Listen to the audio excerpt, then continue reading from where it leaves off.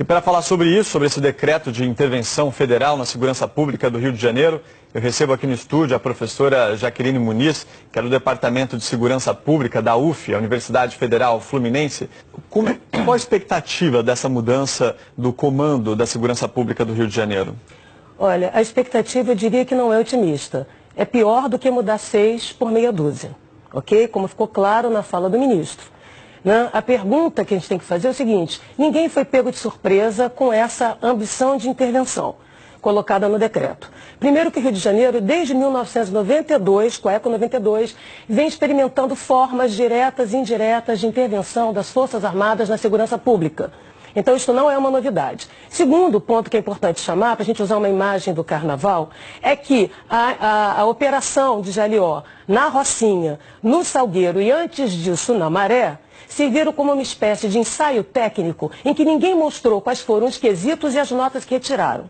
Até agora, apesar de ter gasto quase 300 milhões na Maré por mais de um ano, aqueceu a panela de pressão sem produzir resultados substantivos, ninguém apresentou os relatórios de eficácia, eficiência e efetividade do emprego das Forças Armadas em suporte à ação policial no Rio de Janeiro. O que nós tivemos e temos assistido no Rio, na verdade, para ser muito clara, é a substituição do arroz com feijão da segurança pública, que é o que funciona, correto? Não é invenção da roda, o dia a dia dos policiamentos por operações policiais, pelo sobe e desce morro, pela teatralidade operacional, que tem rendimento político, rendimento eleitoral, rendimento midiático, mas pouco efeito no cotidiano. Se é de fato para combater o crime organizado, não será esse efeito espanta-barata, que tem se produzido com sobe e desce morro, com a chamada síndrome do cabrito, agora articulada, envolvendo as Forças Armadas, que, aliás, têm plena consciência de sua incapacidade de agir como polícia, de tal maneira que demandaram um salvo-conduto, uma proteção através de um decreto que transfere seus erros, suas violações, para a justiça militar. A senhora acredita que agora, como o jogo vai mudar? Não tem como mudar. Isso é um ilusionismo e é preciso ser claro com a população. A primeira coisa é que tem alguém enganando alguém. Ou o governador passou a perna nas polícias, ou as polícias fizeram um bypass no governador. Por uma questão muito simples que a população precisa saber. Há 15 dias atrás, a Polícia Militar faz um seminário com o apoio do Viva Rio dentro da Firjan, de planejamento estratégico dessa polícia do futuro, a polícia de 2018. Ok? Estavam presentes o secretário de Segurança, o ministro Jungmann, da Defesa, todos estavam lá e desenharam um plano, uma proposta, ouvindo os setores da sociedade, para entregar ao governador. 15 dias depois, todo mundo é pego de surpresa. A intervenção federal no Rio de Janeiro não é um efeito especial de escola de samba que ninguém sabe e fica sabendo no sambódromo da insegurança pública do Rio. Ok? Então, o que é isso? Quem passou a perna em quem? De um lado é o governador que entregou o Rio de Janeiro de porteira fechada, porque quem abre mão da segurança abre mão da governabilidade, da capacidade de governo.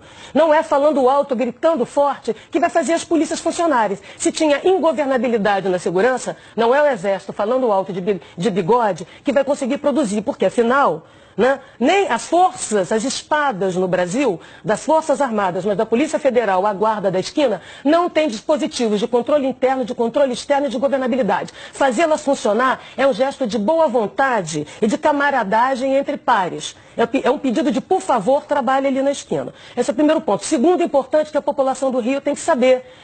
O Ministério Público tem um termo de ajustamento de conduta que já está há 2 anos cobrando do governo do Estado um plano de segurança, um conjunto de ações estruturais e sistêmicas para reduzir a matança de policiais, a matança de civis, mudanças na estrutura da segurança pública do Rio de Janeiro, a qual os prazos estão vencendo e o governador e ninguém apresentou. Por sua vez, a Defensoria Pública do Rio de Janeiro tem uma ação civil de redução de perdas e danos exatamente para evitar também a matança com propostas substantivas de mudança continuada, para que a gente não caia nessa fórmula fácil de achar que a espada sozinha resolve, porque ela vai cortar para todos os lados, inclusive a cabeça dos governantes e daqueles que hoje sentam na cadeira. Vocês não acham estranho, que exatamente no momento em que o Ministério Público, já há mais de um ano, desenhou um termo de ajustamento de conduta que envolve um conjunto de ações estruturais de mudança dentro das polícias, para fora, a mesma coisa a Defensoria Pública, o governo do Estado tinha que entregar a partir das audiências públicas, está devendo, aliás, já passou do prazo,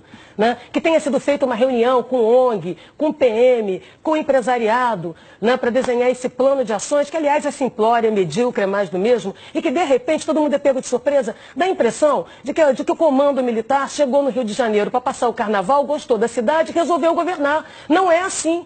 Tem uma articulação política por trás, sim. E se é mesmo para combater o chamado crime organizado, como metástase, não existe crime organizado que não tenha chancela, conivência e conveniência de setores do Estado, de setores do governo. Afinal, é através do dinheiro do crime que se faz caixa 2 de campanha. E que crime é esse? Através das mercadorias ilegais, que vai da banda larga às drogas. Mas voltando ao ponto do Rio de Janeiro, por que a Polícia Civil foi intencionalmente sucateada no seu trabalho de inteligência, no seu sistema de dados, nas suas equipes de investigação e na atividade de perícia? Porque pelo que eu saiba e que o mundo saiba em termos de pesquisa, do que funciona e do que não funciona, é atividade discreta e não barulhenta, espetacular, né, de investigação e inteligência que consegue desbaratar economias criminosas. Então, só para fechar, é mesmo para combater o crime organizado? Eu queria saber, e aí eu vou citar alguns pesquisadores, por exemplo, a Camila Dias tem insistido, como muitos outros pesquisadores, né, da unidade de comando do PCC. Quem tem um governo criminoso, unidades de comando em todo o país, se chama PCC. Alguma coisa está sendo feita em São Paulo, já que é um governo criminoso com unidades de comando? Porque no Rio de Janeiro são franquias ocupacionais, mais fáceis de combater, uma vez que elas não têm unidade, disputam territórios. Será que é isso ou não? Ou será que é um outro tipo de arranjo político que salva o governador de alguma coisa que a gente não sabe o que é e ele entrega os seus votos, entrega o governo, né, para as pessoas brincarem de governo militar?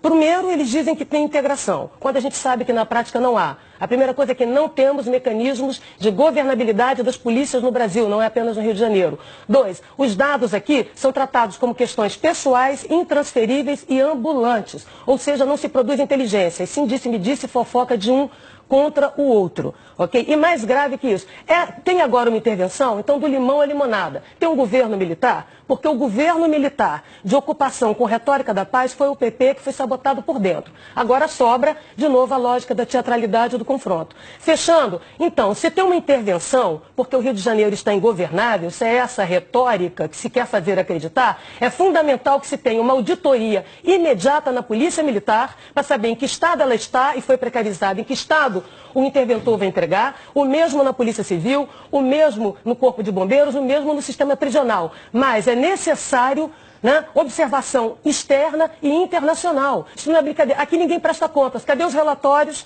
né, da Operação do Salgueiro, da operação na Rocinha? Cadê a prestação de contas? O sucesso aqui tem a ver com a manipulação de dados. Como é que você diz que está seguro quando você esconde a informação e produz autocensura? Isto não é produzir segurança pública. Agora, o que eu quero fechar é dizendo que muita gente vai ganhar com isso. O crime organizado agradece, o PCC agradece, os falsos profetas da segurança pública agradecem e os mercadores da proteção. Estamos diante de uma temporada de abertura das chantagens corporativas e das negociatas da segurança. Que Deus nos proteja, porque ele está ainda no Rio de Janeiro.